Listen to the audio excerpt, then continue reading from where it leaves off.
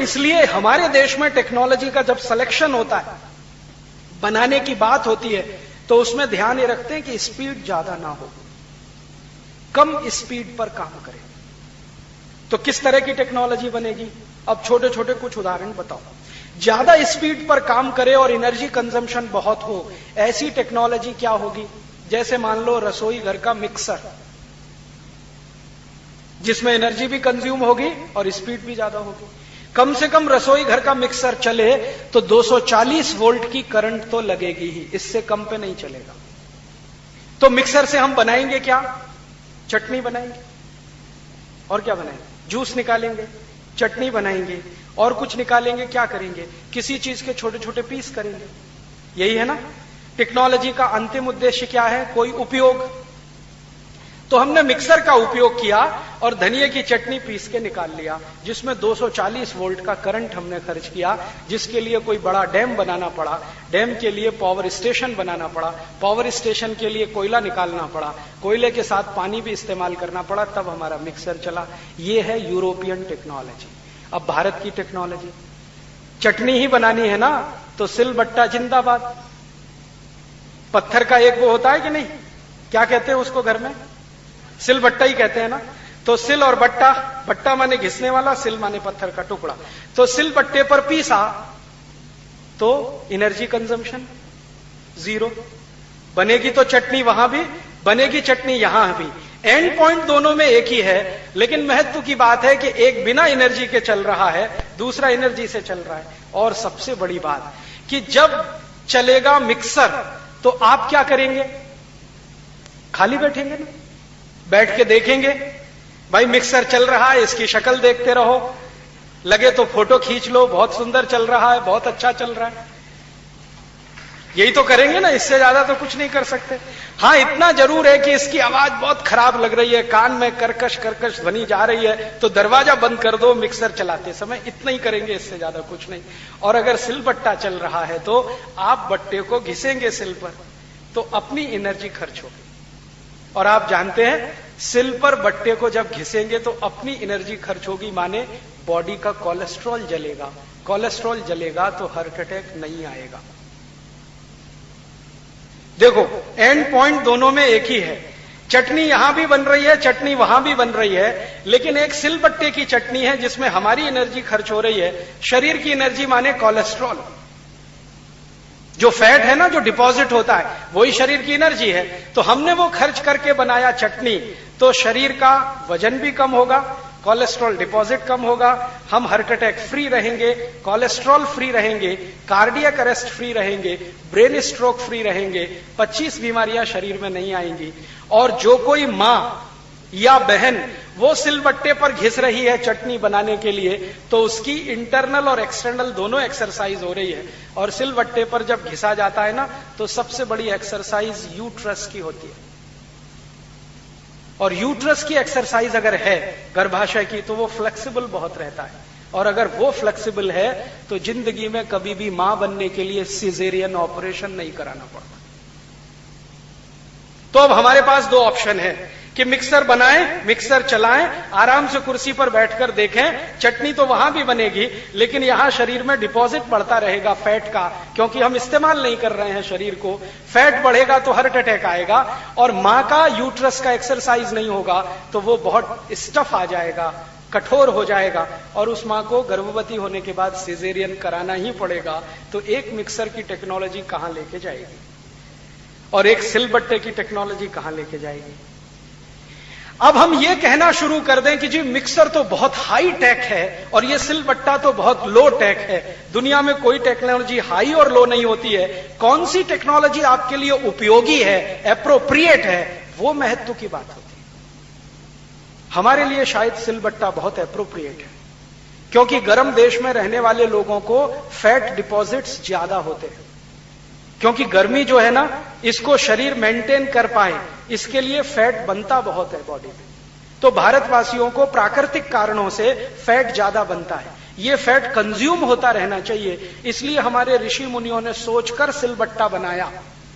नहीं तो मिक्सर तो वो भी बना सकते, क्योंकि जो पहिया बना सकते हैं वो मिक्सर भी बना सकते हैं। मिक्सर भी क्या है, पहिया ही तो है। अंत में तो पहिया ही घूम रहा है ना अंदर, और क्या। तो हमने समझबूझकर सिलबट्टा बनाया क्योंकि हमें जाना है किसी दूसरे रास्ते पर, और यूरोप वालों को पता ही नहीं था, इसलिए मिक्सर बनाया। एक और उदाहरण दूं, यूरोप की टेक्नोलॉजी है वॉशिंग मशीन, है ना, उसमें भी पहिया ही है ना, और वो पहिया इस्तेमाल होता है। तो वॉशिंग मशीन में हमको चाहिए बहुत सारा washing powder. Washing machine detergent soap से चलती है? नहीं चलती, वॉशिंग पाउडर ही लगता है। और वॉशिंग मशीन ऑयल केक से चल सकती है? डिटर्जेंट पाउडर ही लगता है। तो जो देश वॉशिंग मशीन बनाएगा उसको पहले डिटर्जेंट पाउडर बनाना ही पड़ेगा, क्योंकि बिना उसके वो चलेगी नहीं। और आप जानते हैं डिटर्जेंट पाउडर से कपड़े धोने में पानी 10 गुना ज्यादा खर्च होता है कि नहीं? आप रोज डिटर्जेंट से कपड़े धो तो बाल्टी के बाल्टी पानी फेंकते रहो, झाग निकलना बंद नहीं होता। तो डिटर्जेंट बनाना पड़ेगा वॉशिंग मशीन के लिए, तो डिटर्जेंट बनाने के लिए पानी ज्यादा लगेगा। पानी तो निश्चित है और सीमित है, वो तो बारिश से ही मिलता है, या तो पी लो या तो डिटर्जेंट पाउडर के कपड़े धोने में बहा लो उसको। अब यूरोप वाले तो मजबूर हैं बेचारे, क्योंकि उनको और कुछ मालूम ही नहीं है कपड़े धोने के लिए सिवाय इसके कि एक डिटर्जेंट पाउडर। क्योंकि कपड़े धोने के लिए कई तरह की टेक्नोलॉजी दुनिया में उपलब्ध है। जैसे भारत में सबसे पुरानी टेक्नोलॉजी पता है क्या है कपड़े धोने की? मिट्टी से कपड़े धोना। आपने देखे धोबी लोग हमारे घर से कपड़े लेके जाते हैं, वो कहीं तालाब में जाते हैं, उनके पास मिट्टी होती है, मिट्टी को कपड़े में रगड़ के पानी में भिगो के रख देते हैं। एक दिन तक वो पड़ा रहता है, दूसरे दिन थोड़ा पीटते एकदम साफ हो जाता है, क्योंकि मिट्टी का काम वही है जो वॉशिंग पाउडर का है। पता है वॉशिंग पाउडर क्या करता है? कुछ नहीं करता, सरफेस टेंशन कम करता है। हमारा कपड़ा गंदा हो गया, इसमें डस्ट घुस गई या इसमें कुछ दाग बन गए, निशान बन गए, इसका माने जिस स्थान पर निशान है वहां का सरफेस टेंशन बढ़ गया। यही तो है ना फिजिक्स। अब सर्फ क्या करेगा? सर्फ ये करेगा कि वहां का सरफेस टेंशन कम कर दे, और जब सरफेस टेंशन 0 हो जाएगा तो दाग अपने आप बाहर निकल जाएंगे, डस्ट बाहर निकल जाएगी, सब कुछ खत्म हो जाएगा। वही काम मिट्टी करती है, वही काम वॉशिंग पाउडर करता है। मिट्टी भी यही करती है, सरफेस टेंशन को कम। अब मिट्टी से हम कपड़े धोएं और सर्फ से कपड़े धोएं, दोनों में अंतर क्या है? मिट्टी से कपड़े जब हम धो रहे हैं तो मिट्टी पानी में जा रही है और पानी में मिट्टी नीचे बैठ रही है, वापस वही मिट्टी फिर काम आ रही है, फिर पानी में जा रही है, फिर बैठ रही है, फिर काम आ रही है, फिर जा रही है। माने ये पूरी सिस्टम सस्टेनेबल है, हजारों साल तक चलेगी। अब वॉशिंग पाउडर का चक्कर क्या है? वॉशिंग पाउडर बनाने में 23 केमिकल लगते हैं। मिट्टी एक ही केमिकल का खेल है, वॉशिंग पाउडर में 23 केमिकल है और सब के सब इनऑर्गेनिक हैं, ऑर्गेनिक कुछ भी नहीं है। मिट्टी 100% ऑर्गेनिक है। ऑर्गेनिक और इनऑर्गेनिक केमिकल्स का अंतर आप सब अच्छे से जानते हैं। तो मिट्टी ऑर्गेनिक केमिकल है, हजारों साल इस्तेमाल होगी, यूज और रीयूज, यूज और रीयूज होगा, और अंत में क्या होगा? पानी में मिट्टी मिलेगी तो आखिरकार वो पानी कहीं जाएगा, खेत में जाएगा, खलिहान में जाएगा, तो मिट्टी खेत में पहुंच जाएगी। इससे ज्यादा तो कुछ नहीं होने वाला। पानी भी सुरक्षित है, मिट्टी भी सुरक्षित है। अब वॉशिंग पाउडर से आपने जब कपड़े धोए तो उसमें तो 23 केमिकल हैं, वो सब पानी में निकलेंगे और वो पानी के साथ बहते हुए किसी नदी में जाएंगे। नदी का पानी सीपेज के माध्यम से जमीन के नीचे जाएगा, तो जमीन के पानी में केमिकल्स भी पानी के साथ मिल जाएंगे। फिर वही पानी हम ग्राउंड वाटर के रूप में रिचार्ज करके रीयूज करेंगे, तो पानी के साथ ये केमिकल भी आएंगे और यही केमिकल डिटेक्ट होंगे, तो सरकार कहेगी कि पानी जमीन का निकला हुआ खराब हो गया, अब ये पीने लायक नहीं है, क्योंकि हमने वॉशिंग पाउडर मिला मिला के इसको मिट्टी में फेंक दिया। वॉशिंग पाउडर के केमिकल क्या है? नाम सुनो तो तकलीफ आ जाए। Sodium lauryl sulphate, sodium metasilicate, जो हाईली पॉइजनस है और कैंसरस है। सोडियम लॉरेल सल्फेट के बारे में सारी दुनिया के वैज्ञानिक कहते हैं कि 0.05 मिलीग्राम मात्रा अगर 1 लीटर खून में आ गई, जरा ध्यान से सुनना, 1 लीटर खून में 0.05 मिलीग्राम सोडियम लॉरेल सल्फेट मिला तो ब्लड कैंसर करने के लिए सफिशिएंट है। वैज्ञानिक कहते हैं कि सोडियम मेटासिलिकेट अगर 0.01 मिलीग्राम 1 लीटर खून में मिला तो कैंसर करने के लिए सफिशिएंट है। तो यूरोप से आई हुई टेक्नोलॉजी वॉशिंग मशीन, उसमें डाला हुआ वॉशिंग पाउडर जो पानी को भी खर्च करेगा और आपकी जिंदगी को भी खर्च कर देगा, क्योंकि यही पानी जब डिस्चार्ज होके आप फेंकेंगे नालियों में, नालियों से जाएगा नाले में, नाले से जाएगा नदी में या तालाब में, फिर सीपेज के माध्यम से ग्राउंड वाटर में कन्वर्ट होगा, उसके साथ केमिकल भी होंगे, वही केमिकल वापस आपके पीने के पानी में आएंगे और आप पी पी के कैंसर से मर जाएंगे। ये है यूरोपियन टेक्नोलॉजी। अब हमारे यहां क्या है? हमारे यहां तो सबसे पुरानी मिट्टी थी कपड़े धोने के लिए।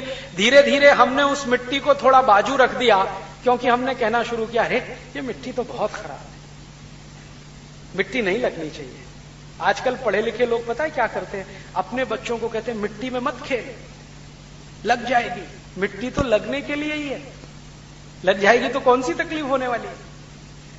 आपको मालूम है दुनिया के सारे माइक्रो न्यूट्रिएंट्स मिट्टी में ही है।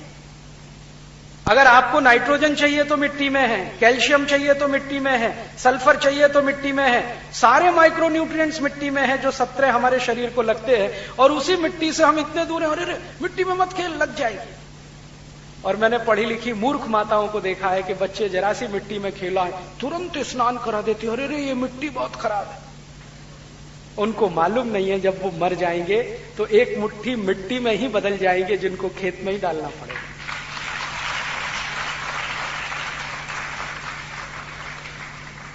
आपको एक इंटरेस्टिंग कैलकुलेशन बताता हूं। जब आदमी मर जाता है ना, पूरा शरीर जल जाता है, हड्डियां भी जल जाती हैं और पूरे आदमी की 20 ग्राम मिट्टी बन जाती है, मात्र 20 ग्राम।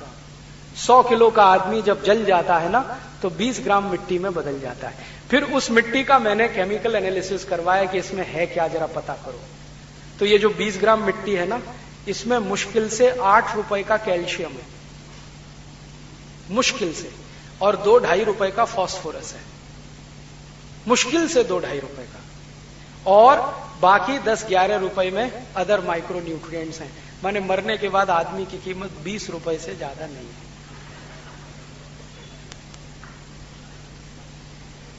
ये है जीवन की सच्चाई। और हम मिल रहे हैं उसी मिट्टी में और परेशान है कि ये मिट्टी शरीर पे नहीं लगनी चाहिए। ये मूर्खता हमने यूरोप से सीखी है। यूरोप में पता है क्या होता है? मिट्टी ही नहीं है।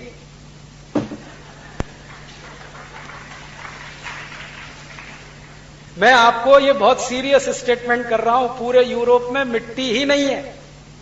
किसी देश में चले जाओ, फ्रांस में, जर्मनी में, स्वीडन में, स्विट्जरलैंड में, डेनमार्क में, नॉर्वे में, मिट्टी ही नहीं है। फिर क्या है? बर्फ पड़ पड़ के मिट्टी पत्थर जैसी हो गई है, तो वो पत्थर है, मिट्टी है ही नहीं उनके देश में।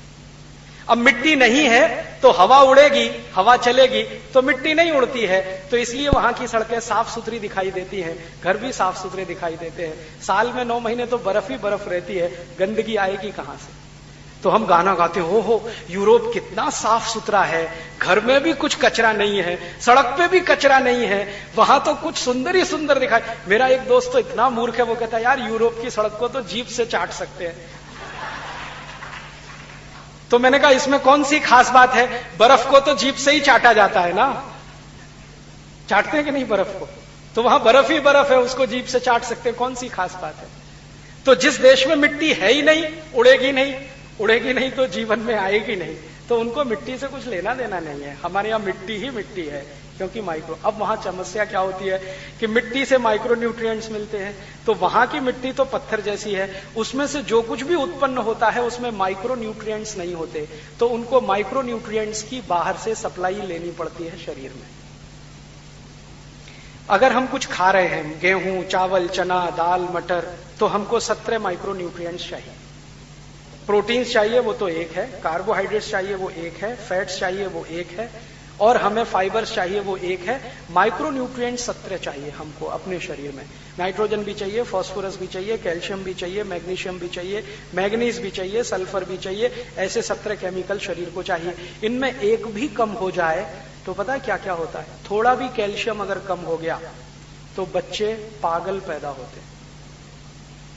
हाँ, थोड़ा भी केमिकल कम हो जाए तो कम बुद्धि के बच्चे पैदा होते हैं। आपने देखे बहुत बच्चे शरीर में तो अच्छे हैं, बुद्धि काम नहीं करती, IQ लेवल 0। तो सब डॉक्टर कहते हैं इनको कैल्शियम कम है। फिर इसके विपरीत कुछ बच्चे होते हैं जिनको कैल्शियम तो है लेकिन आयरन कम है, तो उनके शरीर में खून नहीं है, तो एनीमिक दिखाई देते हैं। और इतने एनीमिक दिखाई देते हैं कि हम समझते हैं अरे इसकी स्किन तो बहुत गोरी है, पता चला वो एनीमिया का शिकार है, गोरी थोड़ी। खून ही नहीं है तो पीला पीला दिखेगा कि नहीं दिखेगा? सफेद सफेद दिखेगा। तो किसी को आयरन कम हो गया, किसी को कैल्शियम कम, किसी को मैग्नीशियम कम, किसी को, तो सभी तरह की एबनॉर्मेलिटीज आएंगी। तो मिट्टी में नहीं है तो वहां की प्रॉब्लम है।